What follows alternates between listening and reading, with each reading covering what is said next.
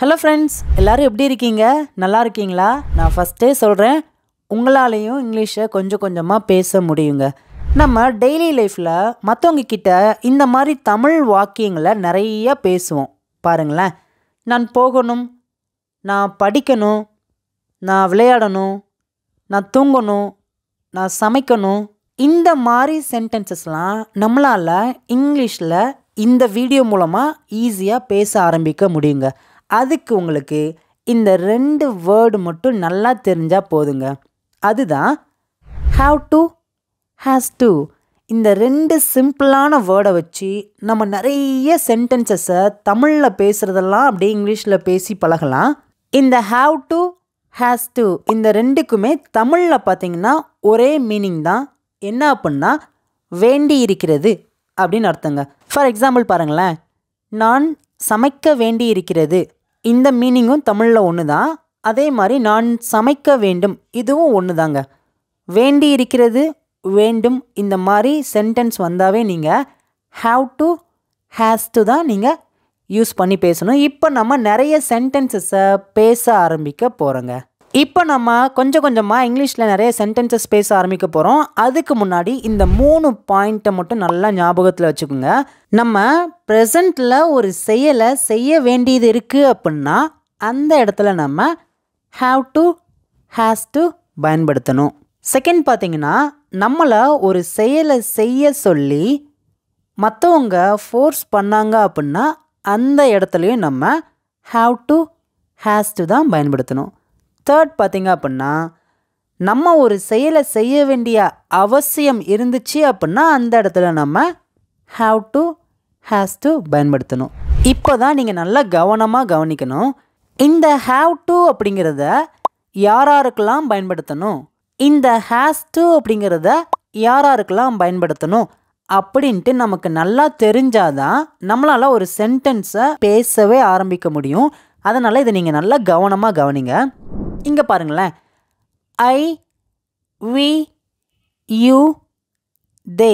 ஒரு சென்டென்ஸில் இந்த 4 சப்ஜெக்டை பற்றி நம்ம பேசுகிறோம் அப்படின்னா நம்ம ஹாவ் டு பயன்படுத்தணும். ஐ அப்படின்னா நான், வி அப்படின்னா நாங்கள், யூ அப்படின்னா நீ அல்லது நீங்கள், தே அப்படின்னா அவர்கள். இந்த 4 சப்ஜெக்ட் ஒரு சென்டென்ஸில் வந்துச்சு அப்படின்னா நீங்கள் ஹாவ் டு தான் பயன்படுத்தணும். என் கூட சேர்ந்து சொல்லுங்கள். I have to, we have to, you have to, they have to. இப்போ நான் வீடியோவை பாஸ் பண்ணுறேன். நீங்கள் இந்த 4 சப்ஜெக்ட் கூட ஹாவ் டு யூஸ் பண்ணி சொல்லுங்கள் பார்க்கும்.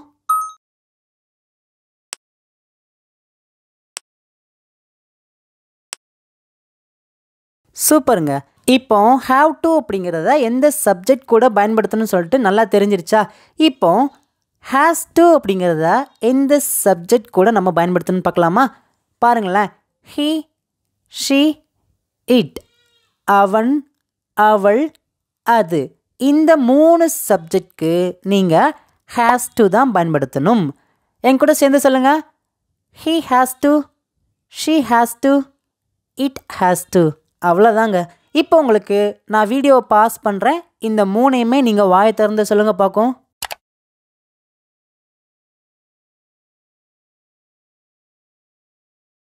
இப்போ உங்களுக்கு இன்னொரு தடவை ஷார்ட்டாக சொல்கிறேன். ஹாவ் டு, ஹேஸ் டு நம்ம எந்த இடத்துல எதுக்காக பயன்படுத்தணும்? நம்ம ஒரு செயலை செய்ய வேண்டியது இருக்குது அப்படின்னா அங்கே ஹாவ் டு, ஹேஸ் டு பயன்படுத்தணும்.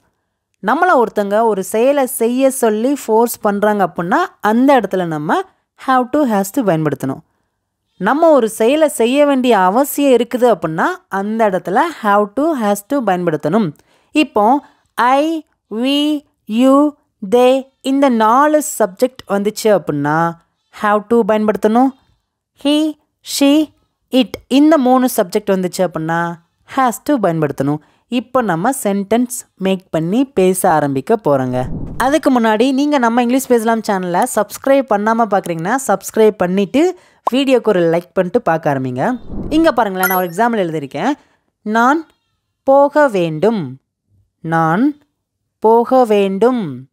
இந்த இடத்துல வேண்டி இருக்கிறது அப்படிங்கிற வார்த்தை தமிழில் இல்லை, ஆனால் வேண்டும் அப்படின்னு இருக்குது பார்த்தீங்களா, இதுவும் ஒரே மீனிங் தாங்க. நான் போக வேண்டும். நல்லா கவனிங்க. நான் அப்படின்னா இங்கிலீஷில் என்ன வரும்? ஐ. அப்படின்னா ஐ அப்படிங்கிற சப்ஜெக்ட் வந்துச்சு அப்படின்னா ஹாவ் டு பயன்படுத்தணுமா, has to பயன்படுத்தணுமா?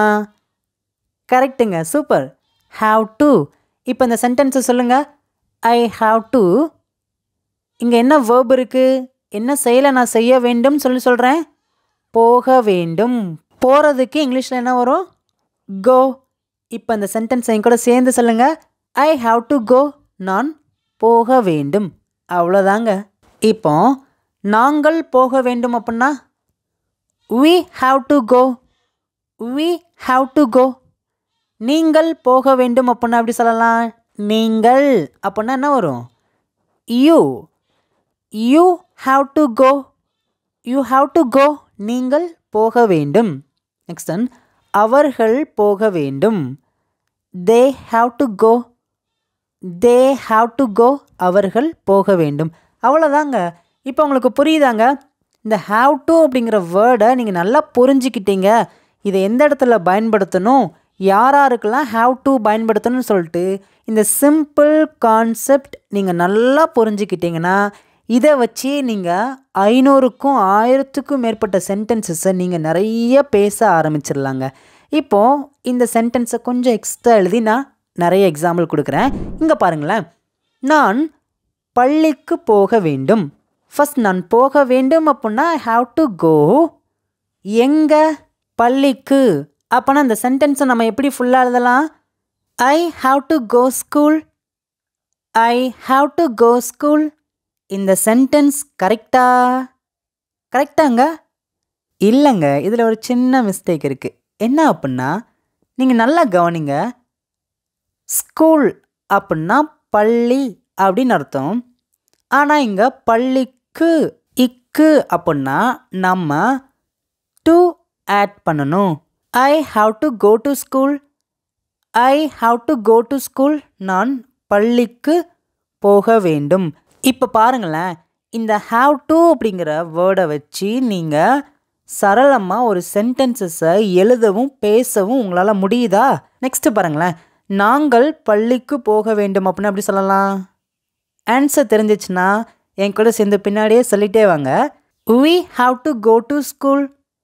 we have to go to school. நாங்கள் பள்ளிக்கு போக வேண்டும். நெக்ஸ்ட் ஒன், நீங்கள் பள்ளிக்கு போக வேண்டும். ஆன்சர் தெரிஞ்சிருச்சா? நீங்கள் அப்படின்னா என்ன சொல்லியிருக்கேன்?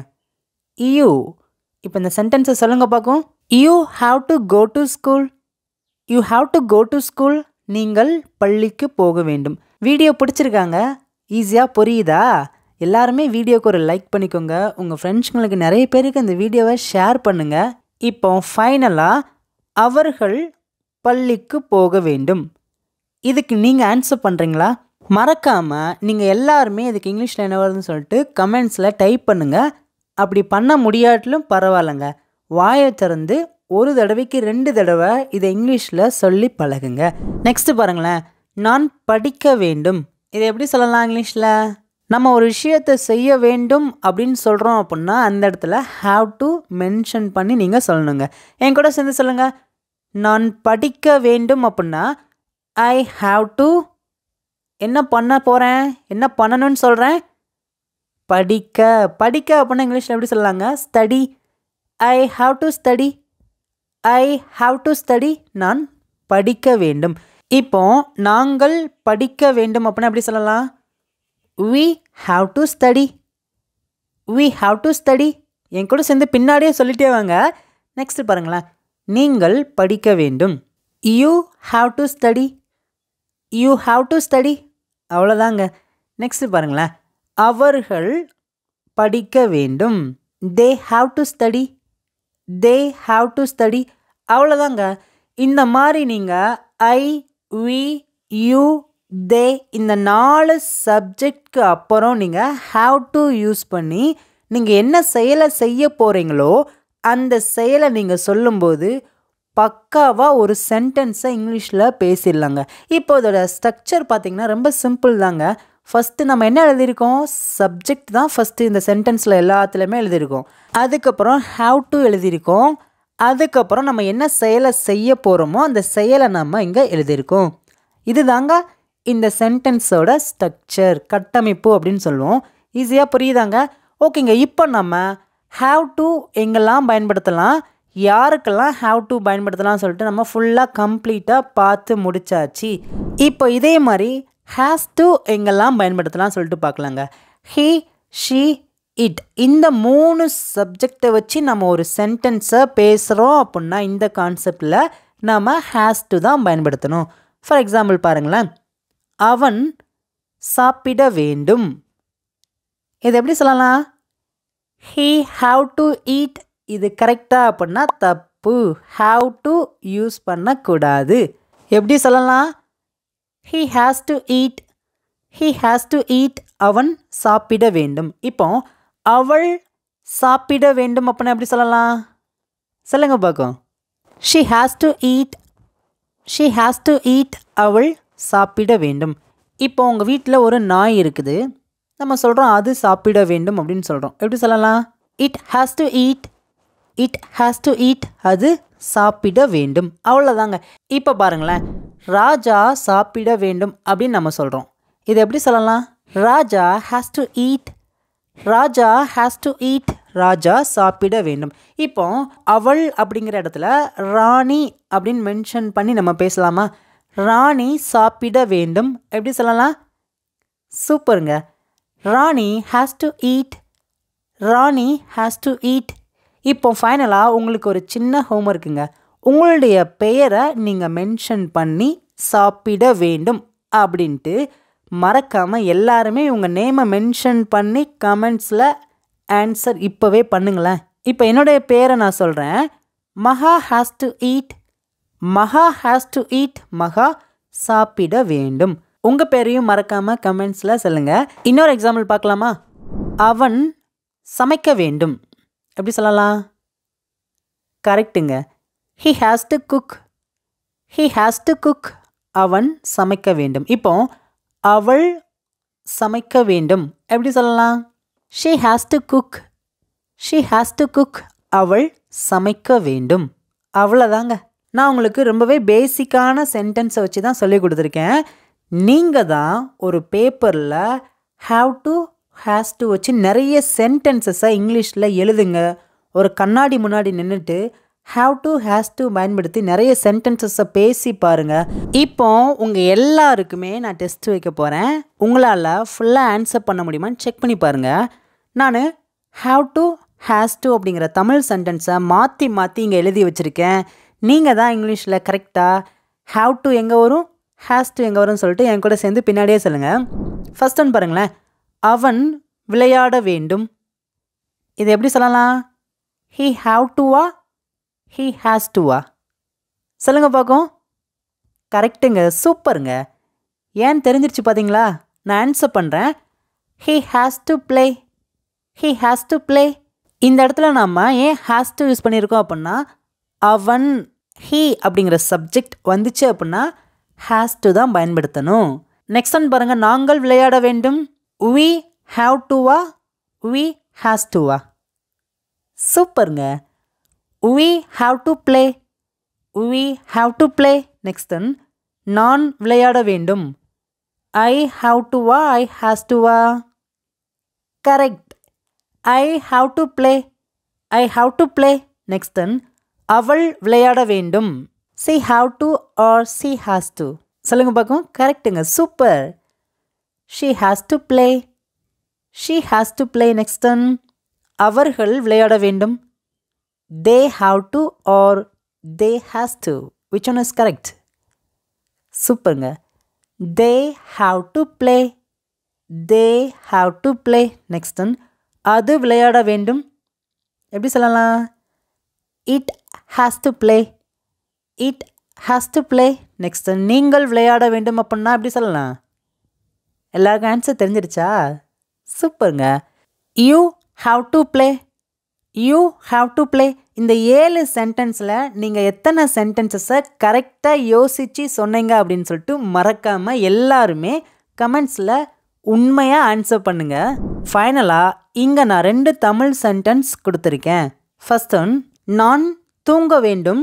செகண்ட் ஒன், அது தூங்க வேண்டும். இந்த 2 சிம்பிளான தமிழ் சென்டென்ஸ்க்கு இங்கிலீஷில் சென்டென்ஸ் மேக் பண்ணி எல்லாருமே கமெண்ட்ஸில் ஆன்சர் பண்ணுங்கள். வீடியோ பிடிச்சிருக்காங்க. இதே மாதிரி நிறைய சின்ன சின்ன வேர்டை வச்சு நிறைய சென்டென்சஸை எப்படி உருவாக்கலாம் அப்படின்னு சொல்லிட்டு நான் உங்களுக்கு சொல்லிக் கொடுக்க போகிறேன். அதெல்லாம் மிஸ் பண்ணாமல் பார்க்கணும் அப்படின்னா எல்லாருமே இங்கிலீஷ் பேசலாம் சேனலை சப்ஸ்கிரைப் பண்ணி வச்சுக்கோங்க. இன்னும் இது போல் நிறைய வீடியோஸில் நான் உங்களை பார்க்குறேன். தேங்க்யூ.